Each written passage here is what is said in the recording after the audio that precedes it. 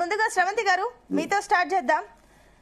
ఏదైతే సుప్రీంకోర్టు తీసుకున్న నిర్ణయం రాబోయే 3 నెలల్లో ఈ సంబంధించి అనర్హత సంగతి ఏంటో తేల్చాలంటూ కూడా ఒక ఆదేశాలు అయితే జారీ చేసింది. దీన్ని బీఆర్ఎస్ ఏ రకంగా చూస్తుంది? ఇంకొకటి ఏంటంటే కూడా 3 నెలల్లో ఏం జరుగుతుందో అన్న ఒక ఉత్కంఠ పక్కన పెడితే అసలు ఏదైతే ఈ అనర్హత వేటుకు సంబంధించి చట్టాలని తీసుకొచ్చిందే అప్పుడు ఉన్న కాంగ్రెస్ గవర్నమెంట్, అప్పుడు ఆ టైంలోనే తీసుకురావడం జరిగింది. దాన్నే మళ్ళీ వీళ్ళు తోట్లు పొడుస్తున్నారని చెప్పేసి కూడా అటు బీఆర్ఎస్ నుంచి కమెంట్స్ అయితే వస్తున్నాయి. ఏం చెప్తారు? స్పీకర్ ఎలాంటి నిర్ణయం తీసుకోబోతున్నారని అనుకుంటున్నారు? నమస్కారం అండి. ముందు నిన్న సుప్రీంకోర్టు జడ్జ్మెంట్ ఏదైతే ఇచ్చిందో దాన్ని ఒక చారిత్రాత్మక జడ్జ్మెంట్ గా చూడాల్సి వస్తుంది.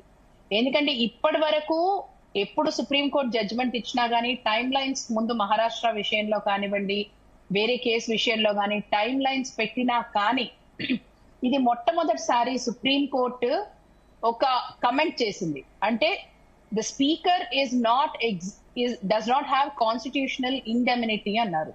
అంటే కాన్స్టిట్యూషన్ ఇచ్చిన ఏవైతే అధికారాలు ఉన్నాయో దాంట్లో జ్యుడిషియల్ రివ్యూకి వాళ్ళు ఓపెన్ లేరని, జ్యుడిషియల్ స్క్రూటినీకి ఇది స్పీకర్ ఓపెన్ లేరు అన్నది అవాస్తవం అని చెప్పి ఈరోజు కోర్టు చాలా ఘాటుగా దానిపైన స్పందించింది.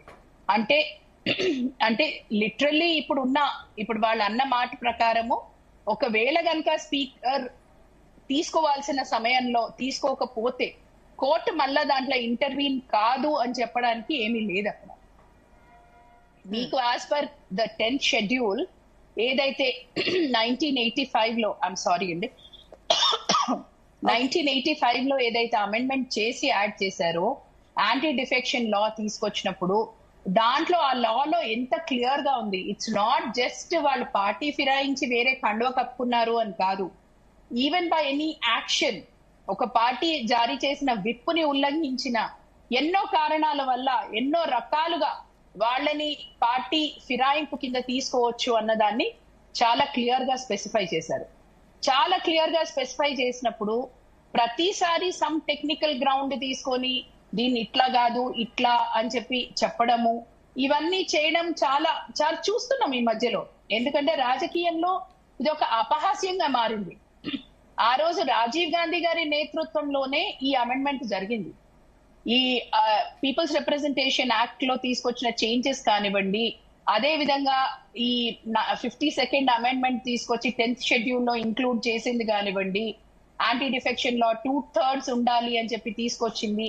ప్రతి ఒక్కటి ఎందుకంటే ఒక ఓటర్ వేసిన ఓటుకి వాల్యూ ఉండాలి, ప్రజాస్వామ్యం ఇక్కడ అపహాస్యం కాకూడదు అని చెప్పి ఎంత మంచి ఆలోచనతో ఈ హార్స్ ట్రేడింగ్ ని కట్ డౌన్ చేయాలని చెప్పి తీసుకొచ్చిన దాన్ని ఈ రోజు రాజకీయాలకు చూస్తే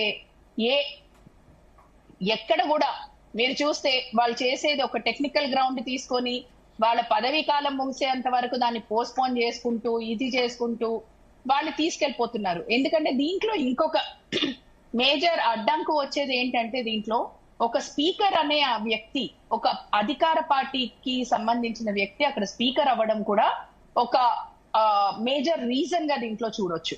అయితే నిన్న సుప్రీంకోర్టు ఇచ్చిన జడ్జిమెంట్ మీరు చూస్తే దాంట్లో ఇంకొకసారి కూడా వాళ్ళు తెరలేపారు. అంటే మహారాష్ట్ర దాంట్లో 2022 లో ఇచ్చిన జడ్జిమెంట్ లో ఏది మాట్లాడినారో అదే మాట మళ్ళా నిన్న జడ్జిమెంట్ లో కూడా అన్నారు. అంటే ఒక థర్డ్ పార్టీ, అంటే ఇలాంటి ఫిరాయింపులు ఎక్కడైతే జరుగుతున్నాయో కేవలం ఒక స్పీకర్ కాకుండా పార్లమెంట్ దాని గురించి ఒకసారి ఆలోచించి ఒక అమెండ్మెంట్ తీసుకొచ్చి ఒక థర్డ్ పార్టీని కూర్చుండబెట్టి వీటి మీద నిర్ణయాలు తీసుకోవాలి అని చెప్పి మాట్లాడింది.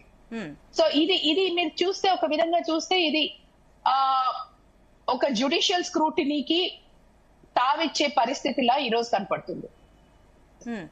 రైట్ అండి. ఎస్ లింగం యాదవ్ గారు, గుడ్ మార్నింగ్.